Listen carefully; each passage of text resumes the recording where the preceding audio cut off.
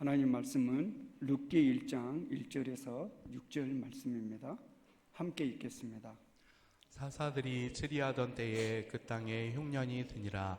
유다 베들레헴의 한 사람이 그의 아내와 두 아들을 데리고 모압 지방에 가서 거류하였는데 그 사람의 이름은 엘리멜렉이요 그의 아내의 이름은 나오미요 그의 두 아들의 이름은 말룡과 기럯이니 유다 베들레헴 에브라 사람들이더라. 그들이 모압 지방에 들어가서 거기 살더니 나오미의 남편 엘리멜렉이 죽고 나오미와 그의 두 아들이 남았으며 그들은 모압 여자 중에서 그들의 아내를 맞이하였는데 하나의 이름은 오르바요 하나의 이름은 루시더라. 그들이 거기에 거주한 지 10년쯤에 말론과 기럯 두 사람이 다 죽고 그 여인은 두 아들과 남편의 뒤에 남았더라. 그 여인이 모압 지방에서 여호와께서 자기 백성을 돌보시사 그들에게 양식을 주셨다 함을 듣고 이에 두 며느리와 함께 일어나 모압 지방에서 돌아오려 하여. 아멘. 아멘. 우리 함께 옆 사람들과 인사하도록 하겠습니다. 사랑하고 축복합니다. 사랑하고 축복합니다. 하늘 복 많이 받으세요. 하늘 복 많이 받으세요. 네, 오늘은 침묵 속에서 일하시는 하나님이라는 주제를 가지고 말씀을 나누고 싶습니다. 룻기 1장 1절에서 10절에는 사사들이 다스리는 시대라고 말합니다. 사사들이 다스리는 시대는 사회적으로도 그렇고 영적으로도 아주 혼란한 시대를 배경으로 하고 있습니다. 사사 시대는 하나님의 말씀보다는 내 자신의 생각이 또 내 자신의 판단과 힘이 앞섰던 시대가 사사시대입니다. 한마디로 말하면 영적 무질서의 시대를 사사시대라고 말할 수가 있습니다. 그래서 사사기 21장 25절을 우리 함께 보도록 하겠습니다. 이스라엘에 왕이 없으므로 사람이 각기 자기의 소견에 옳은 대로 행하였더라. 예, 왕이 없었기 때문에 우리가 생각한 대로 내가 옳다는 대로 행했던 시대가 사사 시대입니다. 겉으로는 왕이 없다고 말하지만 실제 문제는 하나님을 자신들의 왕으로 하나님으로 삼지 않았던 것이 문제입니다. 하나님의 말씀에 대신 자기의 생각이 또한 자기의 결정이 모든 판단의 기준이 되어졌고 그러다 보니 종교적으로나 도덕적으로 끊임없이 타락이 일어났던 시대가 사사의 시대입니다. 그러면 하나님은 그 이스라엘 백성들을 돌이키기 위해서 하나님이 심판을 내리십니다. 그러면 그때마다 이스라엘 백성들은 하나님께 나와서 구원해 달라고 기도를 합니다. 그러면 하나님은 다시 사사를 보내서 이스라엘 민족을 구원해 주십니다. 이런 내용이 7번 반복된 내용이 사사기 내용의 전부입니다. 영적 무질서 속에 살아가면 반드시 하나님의 심판이 임하게 됩니다. 그 결과로 인해서 오늘 룻기서에도 보면 떡집이었던 베들레헴에 흉년이 들었다라고 말합니다. 음식으로 가득했던 그 베들레헴 땅에 흉년이 들었던 것입니다. 그러자 엘리멜렉 그 가정은 생존을 위해서 모압 땅으로 모든 가족이 이주를 하게 됩니다. 지금으로 말하게 되면 대한민국에 흉년이 들자 모든 재산을 정리해서 중국이나 일본으로 떠났다라는 말입니다. 약속의 땅을 떠난 선택 뒤에 나오미는 남편과 두 아들의 죽음을 맞이하게 됩니다. 살기 위해서 떠났는데 남편과 두 아들을 잃게 된 것입니다. 이런 절망의 한가운데 속에서 하나님께서 자기 백성을 다시 돌보셨다는 소식을 예루살렘에서 들려오게 되는 소식을 나오미는 듣게 됩니다. 룻기 1장 6절 말씀입니다. 함께 읽겠습니다. 그 여인이 모압 지방에서 여호와께서 자기 백성을 돌보시사 그들에게 양식을 주셨다 함을 듣고 이에 두 며느리와 함께 일어나 모압 지방에서 돌아오려 하여. 룻기서를 우리가 보게 되면 큰 기적이나 또한 하나님의 그런 위대한 어떤 역사나 왕에 대한 이야기가 전혀 나오지 않습니다. 룻기서에는 무너진 한 가정을 통해서 시작하시는 하나님의 조용한 구원의 이야기가 담겨져 있습니다. 오늘 우리가 본문을 보게 되면 고난이 끝이 아니구나. 고난은 오히려 하나님께 돌아가게 하시는 은혜의 출발점이 된다는 것을 우리는 룻기서를 통해서 묵상할 수가 있습니다. 오늘 본문을 통해서 하나님은 어떤 분이신지 함께 여러분과 나누고 싶습니다. 첫 번째로 보면 하나님은 침묵 속에서도 그의 백성을 돌보시는 분이 하나님이십니다. 사사시대의 혼란과 한 가정의 실패 속에서도 하나님은 그의 뜻을 멈추지 않고 지속적으로 일하고 계시는 하나님이셨습니다.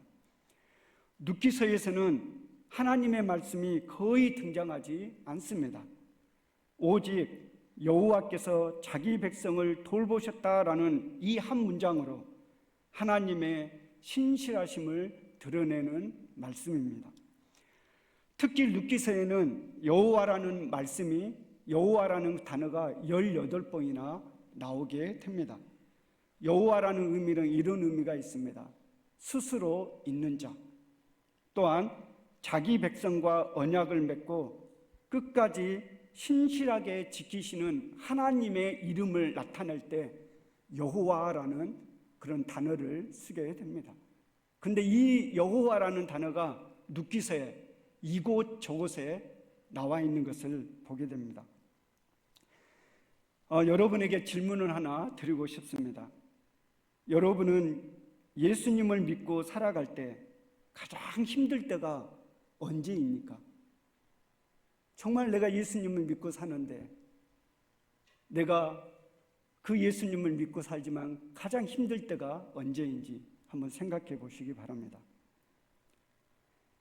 수년간 한결같이 기도했는데 응답이 없을 때가 될 수도 있습니다. 우리의 가정이나 내 상황에 처해 있는 환경을 보고 날마다 눈물을 흘리면서 하나님 앞에 매달렸는데 상황이 달라지지 않을 때가 될 수도 있습니다. 하나님이 마치 아무 말씀도 하지 않는 것처럼 느껴질 때가 우리가 믿음으로 살아갈 때 가장 큰 고통이 될 수도 있습니다. 저도 아들이 있습니다. 아들의 가장 큰 기도는 안정된 직장을 얻는 것이었습니다. 그리고 한 1년 정도 기도를 하고 안정된 직장을 얻었습니다. 그것이 전부가 다 된 줄 알았습니다. 끝난 줄 알았습니다. 요즘 참 힘겨운 시간을 보내고 있습니다. 한 상사로부터 매일매일 책망을 듣는 것이 그 아들의 일과인 것 같습니다. 그래서 매일마다 전화가 옵니다. 왜 하나님은 내가 이렇게 기도하는데 안 들어주는 거야? 한 1년 정도 되는 것 같습니다. 그 말을 듣고 있으면 저희들도 기도합니다. 하나님 제발 상황을 바꿔주시든지 환경을 바꿔주시든지 그 팀장을 다른 곳으로 보내든지 아니면 기술이 순식간에 일치월장해서 인정받게 해달라고 합니다. 그런데 지금까지 힘겨운 시간을 보내고 있습니다. 그러면서 느낍니다. 우리가 예수님을 믿고 살지만 이럴 때가 정말 힘든 과정이 아닌가라는 생각을 해봤습니다. 혹시 이런 상황에 직면해 보신 분들이 계십니까?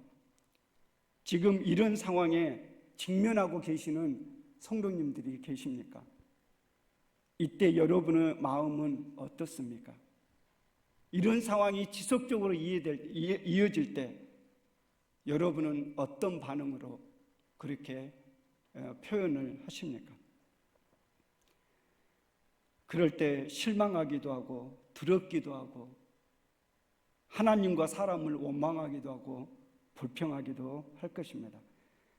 신앙생활을 하다 보면 기도에도 응답이 없고 상황은 바뀌지 않고 하나님은 아주 멀리 계신 것처럼 느껴질 때가 참 많이 있습니다. 그러나 성경은 우리에게 말씀합니다. 시편 46편 10절 말씀입니다. 함께 읽겠습니다. 너희는 잠깐 손을 멈추고 내가 하나님인 줄 알아라. 그렇습니다. 너희들은 잠깐 손을 멈추고 내가 하나님인 줄 알라라고 말씀합니다. 이 말은 우리 스스로 문제를 해결하는 시도를 내려놔봐라. 하나님께서 역사의 주관자임을, 하나님께서는 모든 시간과 상황을 통치하시는 절대의 주권자임을 믿고 인정하는 것이다 라고 말합니다. 하나님께서 너가 지금 직면하고 있는 모든 상황과 환경 속에서 어떻게 그 문제를 이끌어 가시는지를 인내하면서 바라봐라 라는 의미가 이 말씀 속에 있는 것입니다. 에스더서에 보게 되면 하나님의 이름이 한 번도 언급되지 않습니다.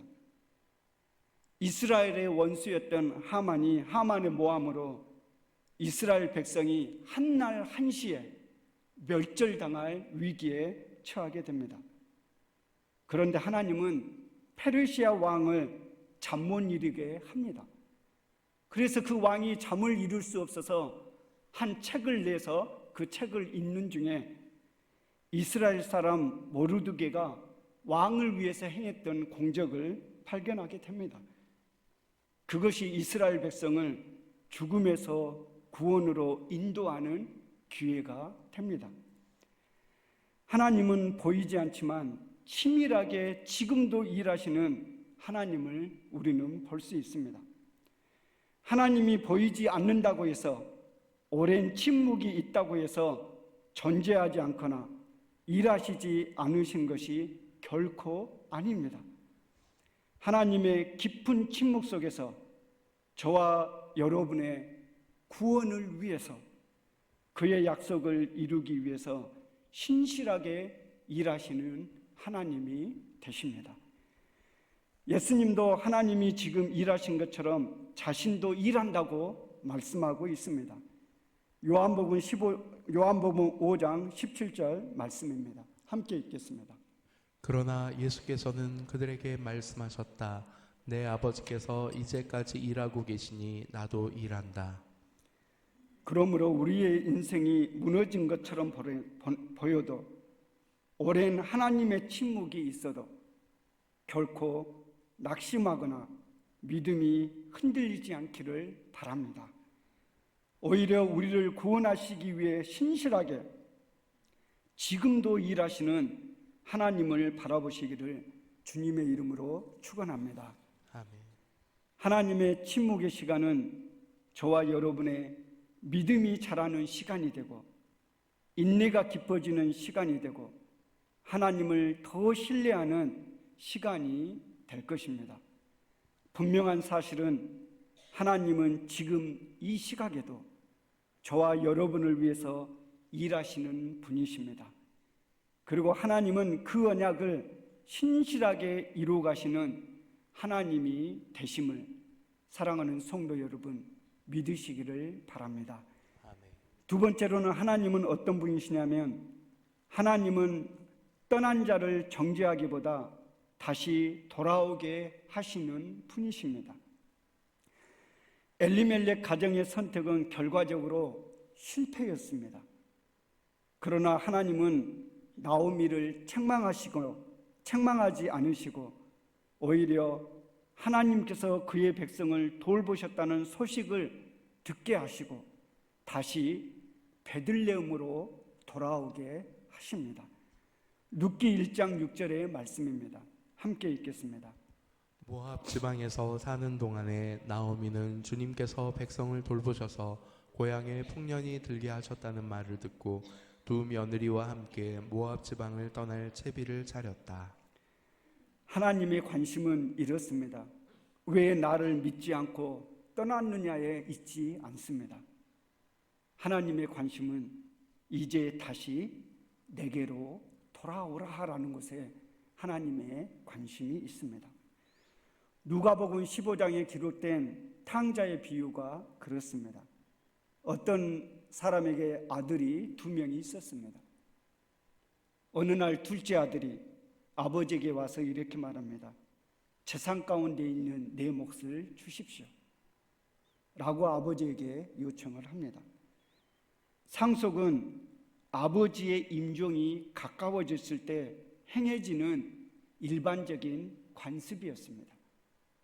그런데 아버지가 지금 건강하게 살아계시는데 몫을 달라고 하는 것은 아버지가 죽을 날이 가까웠습니다라는 의미하고도 같습니다. 그래도 상속을 받을지라도 아버지가 생존해 있으면 상속자의 의무대로 그 재산을 사용할 수 없는 것이 그 시대의 관습이었습니다. 그런데 작은 아들은 모든 재산을 가지고 다른 지방으로 가서 방탕하게 그 모든 재산을 소진했다라고 성경은 기록합니다.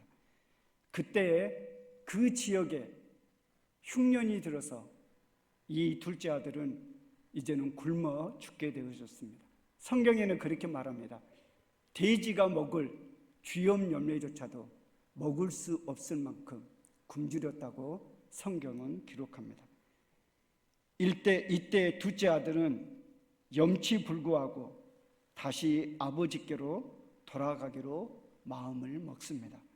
누가복음 15장 18절 말씀입니다. 함께 읽겠습니다. 내가 일어나 아버지에게 돌아가서 이렇게 말씀드려야 하겠다. 아버지, 내가 하늘과 아버지 앞에 죄를 지었습니다. 그래서 아들은 아버지께로 돌아가기로 결단을 합니다.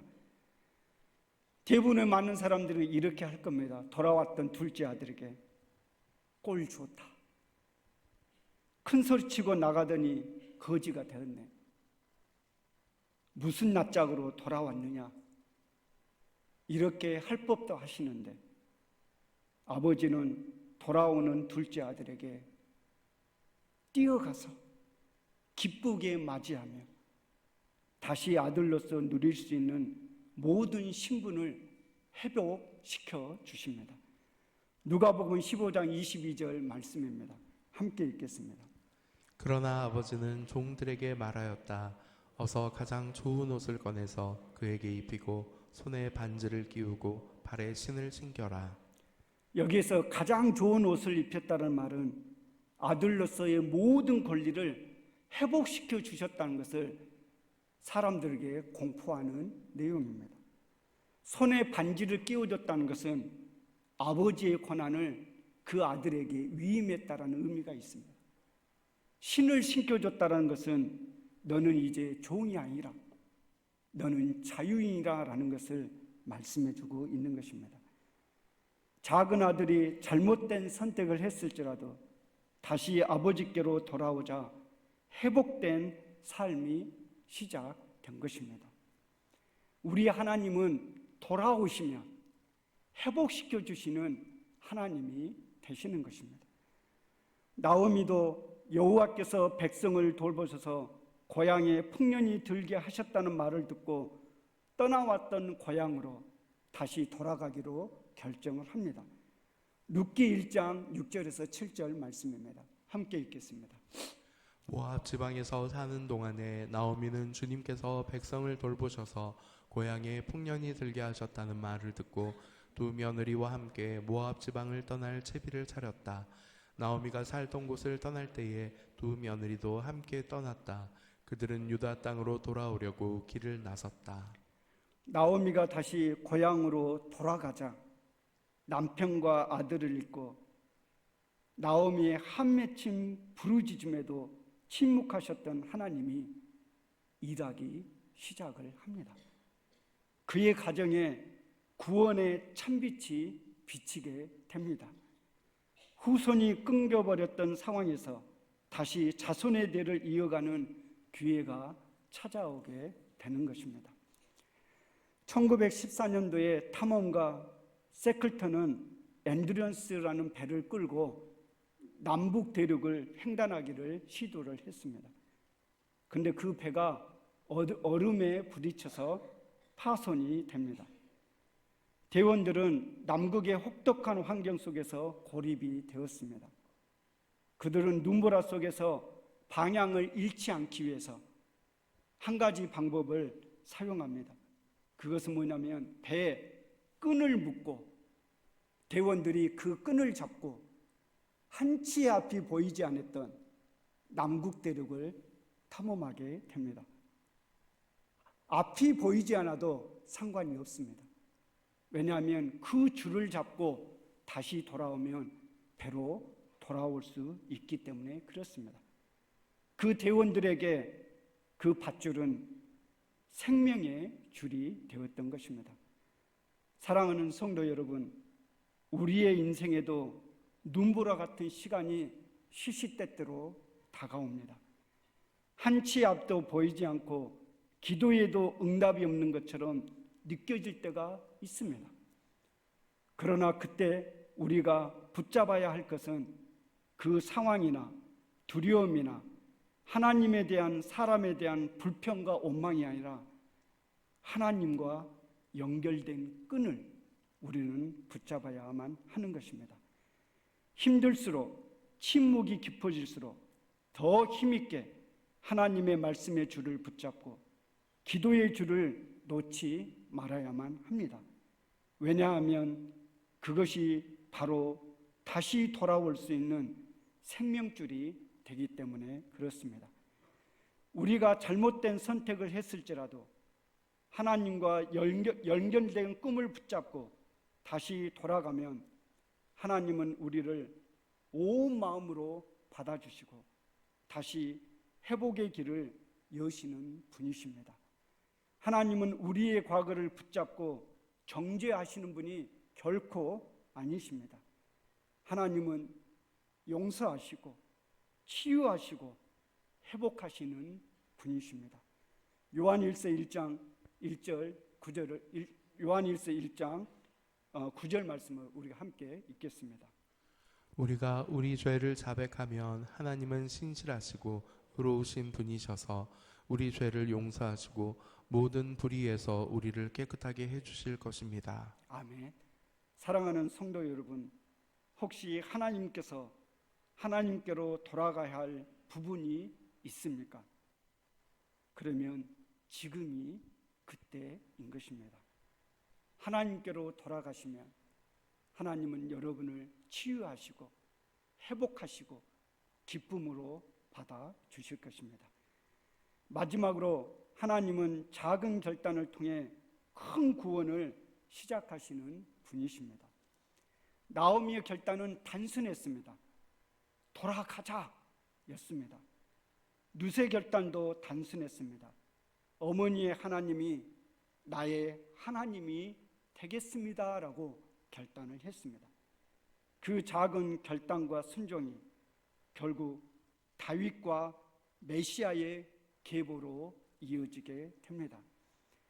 하나님은 실패한 한 가정을 통해 온 인류의 구원의 역사를 시작하십니다. 나오미의 가정은 신앙적으로도 경제적으로도 가정적으로도 완전히 무너진 가정이었습니다. 그래서 나오미는 이렇게 고백을 합니다. 룻기 1장 20절 말씀입니다. 함께 읽겠습니다. 나오미가 그들에게 대답하였다. 나를 나오미라고 부르지들 마십시오. 전능하신 분께서 나를 몹시도 괴롭게 하셨으니 이제는 나를 마라라고 부르십시오. 나오미란 뜻은 기쁨이란 뜻이었습니다. 그리고 마라라는 뜻은 괴로움이라는 뜻입니다. 이 고백은 단적으로 지금 나오미가 처해 있는 환경이 어떤지를 나타내주고 있습니다. 한마디로 말하면 괴롭다라는 것입니다. 그 괴로움 속에서 다시 베들레헴으로 돌아오자 하나님이 일하기 시작하십니다. 룻이 시어머니 나오미를 복양하기 위해 이삭을 죽기 위해 간 곳이 우연히 보아스의 밭이었다고 성경은 기록합니다. 룻기 2장 3절 4절 말씀입니다. 함께 읽겠습니다. 그리하여 룻은 밭으로 나가서 곡식 거두는 일꾼들을 따라다니며 이삭을 주었다. 그가 간 곳은 우연히도 엘리멜렉과 지방간인 보아스의 밭이었다. 그때 마침 보아스가 베들레헴 성읍에서 왔다. 인간에게 있어서 우연은 하나님의 세세한 간섭과 세세한 인도하심을 우리에게 성경은 보여줄 때가 참 많이 있습니다. 하나님은 보이지 않지만 깊은 침묵 속에 있는 것 같지만 나오미와 룻을 회복시키시고 온 인류를 구원하기 위해 일하고 계시는 하나님이 되심을 우리에게 보여줍니다. 룻은 이방 여인이고 상처 입은 과부였지만 보아스를 만나 결혼을 하게 되고 다윗의 할아버지였던 오벳을 낳게 됩니다. 그리고 그 족보는 어디까지 이어집니까? 예수 그리스도에까지 그 족보는 이어지게 됩니다. 저는 이 말씀을 보면서 하나님의 일하심이 정말로 놀랍다는 것을 다시 한번 깨닫게 되어졌습니다. 마태복음 1장 5절, 6절, 21절을 우리가 한번 읽어보도록 하겠습니다. 함께 읽겠습니다. 아브라함의 자손이요 다윗의 자손인 예수 그리스도의 계보는 이러하다. 보아스는 룻에게서 오벳을 낳고 오벳은 이새를 낳고 이새는 다윗 왕을 낳았다. 마리아가 아들을 낳을 것이니 너는 그 이름을 예수라고 하여라. 그가 자기 백성을 그들의 죄에서 구원하실 것이다. 이전에도 이야기했듯이 룻의 가정은 현실적으로 보면 실패한 가정이고 소망이 없는 이방 여인이고 누군가의 도움이 없이는 살아갈 수 없는 과부였지만 하나님은 그녀를 통해 온 인류의 구원의 길을 활짝 여시는데 하나님은 사용하셨던 것입니다. 하나님은 그녀의 작은 순종을 죄에 빠진 세상을 구원하는 데 통로로 사용하여 주셨습니다. 평범하고 상처가 맞는 가정일지라도 사람일지라도 하나님의 손에 붙들리면 세상을 구원하는 통로가 될 수 있다라는 것을 우리에게 말씀해 주고 있는 것입니다. 우리가 처하는 상황과 환경이 우리의 인생을 결정하는 것이 아닙니다. 오직 주권적으로 일하시는 하나님이 있다는 것을 여러분 알고 믿고 살아가는 우리 모두가 다 되시기를 주님의 이름으로 간절히 축원합니다. 아멘. 우리의 작은 믿음의 선택이 하나님의 큰 계획 안에서 사용될 수가 있는 것입니다. 우리의 작은 결단이 한 영혼의 구원을, 우리의 작은 결단이 상처받는 자에게 위로를, 우리의 작은 결단이 하나님의 나라를 이 땅에 세워가는 통로가 될 것입니다. 깊은 침묵 속에서도 하나님은 그의 백성을 위해 신실하게 일하고 계심을 믿음으로 사랑하는 성도 여러분, 어떤 상황과 환경 속에서도 실망하거나 낙심하지 마시기를 바랍니다. 사탄은 우리를 끊임없이 정죄하고 참소하고 절망하게 만들지만 하나님은 우리의 잘못된 선택을, 죄를 결코 정죄하지 않습니다. 오히려 다시 돌아오기를 간절히 기다리시는 하나님이 되십니다. 그러므로 머뭇거리지 마시고 즉시 하나님께로 돌아가시는 결단이 있기를 바랍니다. 그 결단이 저와 여러분을 새롭게 회복시키시고 나오미와 룻처럼 하나님의 구원 역사를 이루어가는 통로가 될 것입니다. 사랑하는 성도 여러분, 그러므로 어떤 상황과 환경 속에서도 절망하거나 불평하거나 낙심하지 마시고 오히려 신실하신 하나님, 약속을 반드시 이루시는 하나님, 깊은 침묵 속에서도 저와 여러분을 위해 신실하게 일하시는 하나님을 오늘도 붙잡음으로 영적 싸움을 담대히 싸움으로 모두 다 승리하는 성도님들이 다 되시기를 주님의 이름으로 간절히 축원합니다. 아멘. 기도하겠습니다. 하나님 아버지, 내 눈앞에 보이는 상황이 아니라 보이지 않게 역사하시는 하나님을 신뢰하게 하여 주옵소서. 문제를 붙드는 손이 아니라 하나님을 붙드는 믿음의 손이 되게 하여 주옵소서. 하나님의 침묵이 낙심의 시간이 아니라 믿음이 자라나는 시간이 되고 인내가 깊어지는 시간이 되게 하시며 하나님을 더 가까이 만나는 시간이 되게 하여 주옵소서. 예수 그리스도의 이름으로 기도하옵나이다. 아멘. 주 예수 그리스도의 크신 은혜와 하나님 아버지의 지극하신 사랑과 성령의 역사하심과 교통하심이 침묵 속에서도 일하시는 그 하나님을 붙잡고 오늘도 믿음의 여정을 담대하게 떠나는 모든 성도님들이 다 되게 하여 주옵소서. 감사드리며 예수 그리스도의 이름으로 기도드리옵나이다. 아멘.